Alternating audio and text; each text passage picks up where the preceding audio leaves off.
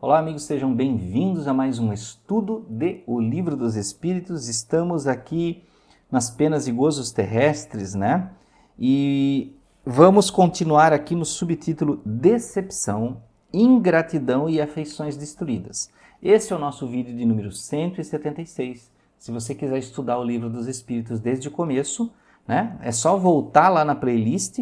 Nós estamos aqui, quase no final, acabando o livro, né? E vamos continuar aqui na questão 937, né? Deixa eu até pegar um lápis aqui, que eu gosto de acompanhar com o lápis aqui o estudo. Questão 937. As decepções que nos fazem experimentar a ingratidão e a fragilidade dos laços da amizade não são também para o homem de coração uma fonte de amargura, tá? Então essas decepções, né, que a gente encontra na vida, acaba deixando a pessoa às vezes mais amargurada. E ele responde o seguinte aqui: sim, mas já vos ensinamos a lastimar os ingratos e os amigos infiéis. Eles serão mais infelizes que vós. A ingratidão é filha do egoísmo, e o egoísmo encontrará mais tarde corações insensíveis, como ele próprio foi. Pensai em todos aqueles que fizeram mais bem do que vós, que valeram mais do que vós, e que foram pagos pela ingratidão. Pensai que o próprio Jesus, em sua vida, foi zombado e desprezado, tratado de velhaco e impostor. E não vos espanteis que assim seja em relação a vós. Que o bem que houverdes feito seja a vossa recompensa nesse mundo, e não olheis o que dizem sobre ele os que o receberam. A ingratidão é uma prova para a vossa persistência em fazer o bem, ser-vos-á levada em conta, e aqueles que vos desconheceram serão punidos por isso, tanto mais quanto houver sido sua ingratidão. Então, ele explica aqui que aquele que provoca, que é o ingrato, que recebe o bem e devolve com ingratidão, esse vai chegar a um ponto que ele vai começar a encontrar outras pessoas muito mais ingratas que ele. Né? Que ele vai acabar sendo muito mais penalizado do que ele fez com você. Tá? E a proposta disso, né, que tem pessoas que não aceitam a ingratidão. Ai, mas não entendo. Eu vou na igreja, eu vou no centro espírita, tomo passo, faço... E aí sofro ingratidão. Quem é você para estar isolado da ingratidão se até Jesus sofreu ingratidão? Se Jesus, que era Jesus, o Filho, como diz a Bíblia, né, o Filho querido de Deus, e foi tratado com ingratidão, imagina você, que aqui no mundo é uma formiguinha. Né? Então, o que Jesus ensina na lição dele é que quando for tratado com ingratidão, perdoar. Como ele disse, né? Perdoai-vos, eles não sabem o que fazem. Provocam o mal sem saber que lá na frente vão tomar esse mal de volta. Né? Então, a gente tem que superar a ingratidão, que também é uma prova, para ver se nós somos persistentes no bem. Questão 938. As decepções causadas pela ingratidão não são feitas para endurecer o coração e fechá-lo à sensibilidade? Olha só, ele perguntou, né? Essa questão de você estar sempre sofrendo ingratidão, você não vai endurecer o coração? Ele diz, isso seria um erro, porque o homem de coração, como dizes, está sempre feliz pelo bem que faz. Ele sabe que se o não lembrarem nesta vida, o farão em outra.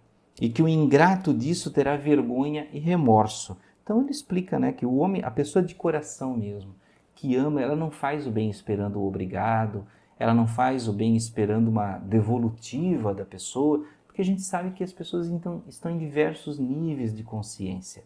Tem aquele que reconhece, agradece, tem aquele que nem olha para você mais. Né? E aí tem uma pergunta anexa a 938, que diz o seguinte: esse pensamento não impede seu coração de ser ulcerado.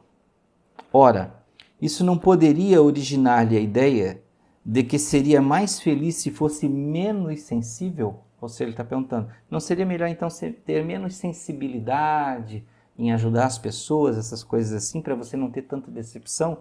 E ele diz, sim, se prefere a felicidade do egoísta.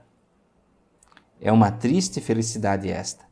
Que ele saiba, portanto, que os amigos ingratos que o abandonam não são dignos de sua amizade e que se enganou sobre eles.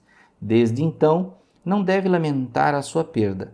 Mais tarde, encontrará os que saberão melhor compreendê-lo. Lamentai aqueles que têm, para vós, maus procedimentos que não merecestes, porque haverá para eles um triste retorno. Mas não vos aflijais com isso. É o meio de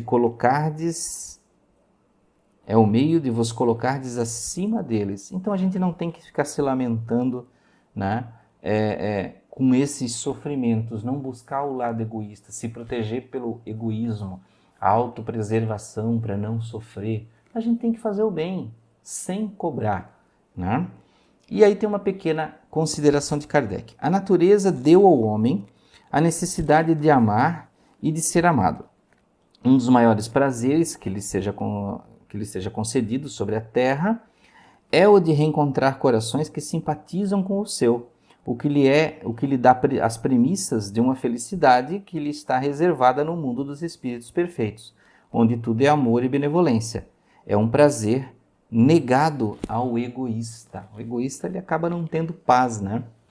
Vamos continuar aqui então, agora entrando no subtítulo Uniões Antipáticas, né? Vamos ver o que é isso, né?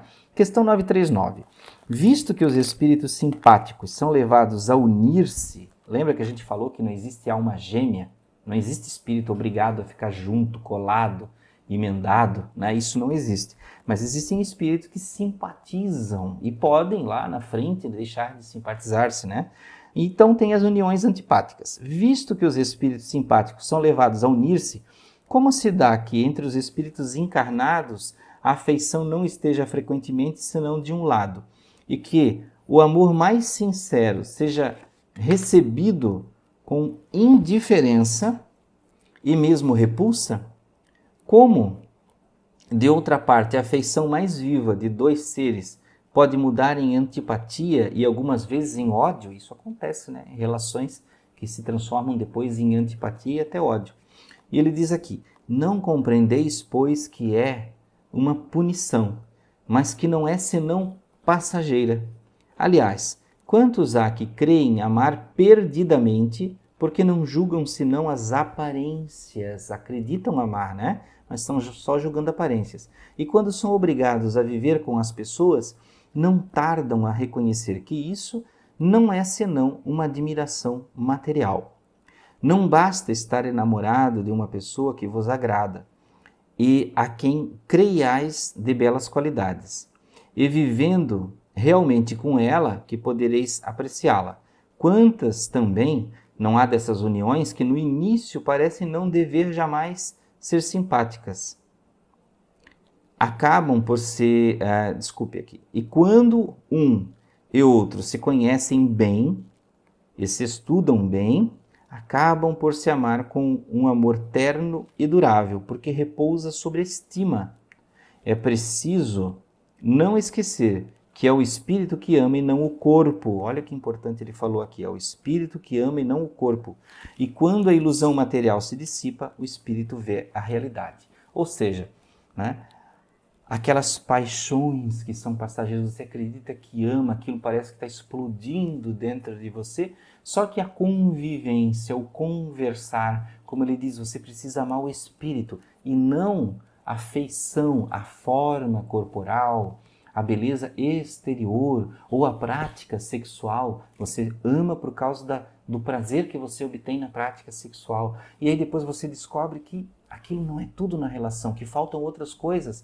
Falta o bom relacionamento, falta a educação com a outra pessoa, o bom trato, né? Então isso nós temos que tomar muito cuidado. Quantas pessoas se seduzem, por exemplo, por uma maravilhosa relação sexual, só que o respeito entre o casal não existe. Só existe o prazer naquele momento, mas não conseguem se relacionar com educação, né?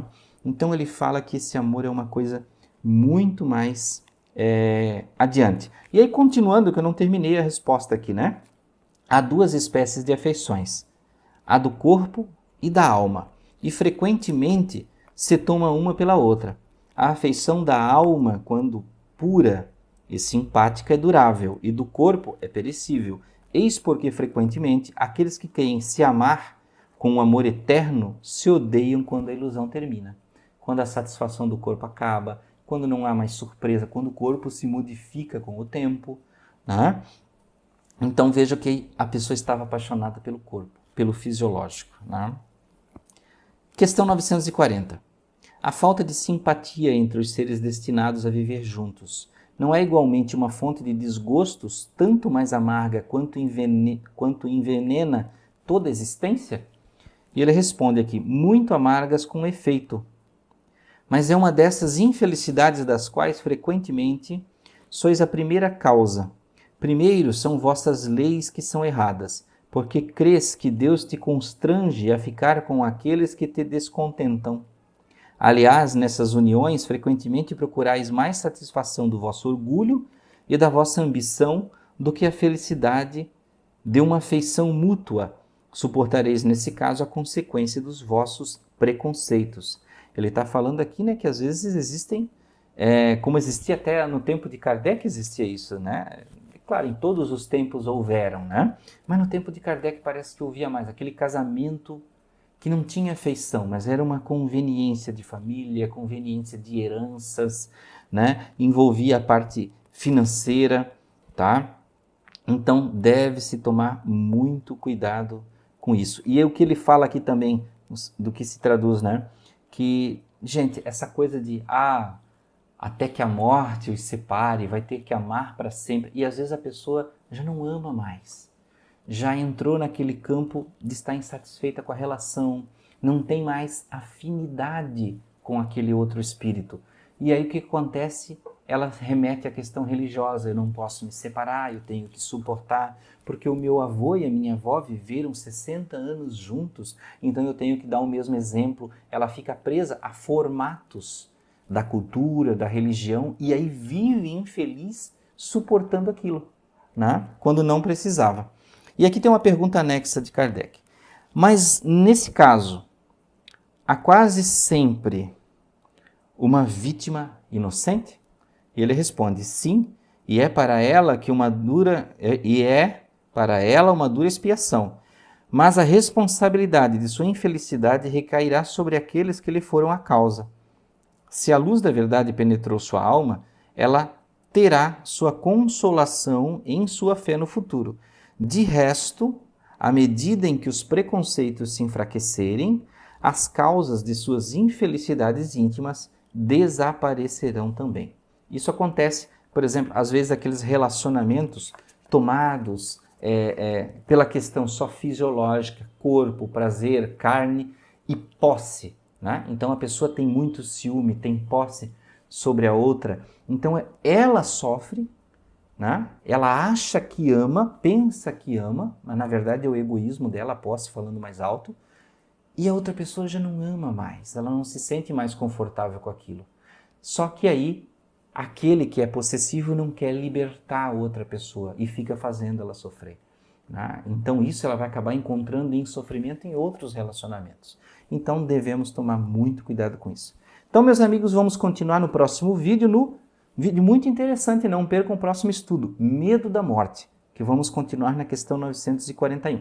Então, até a próxima.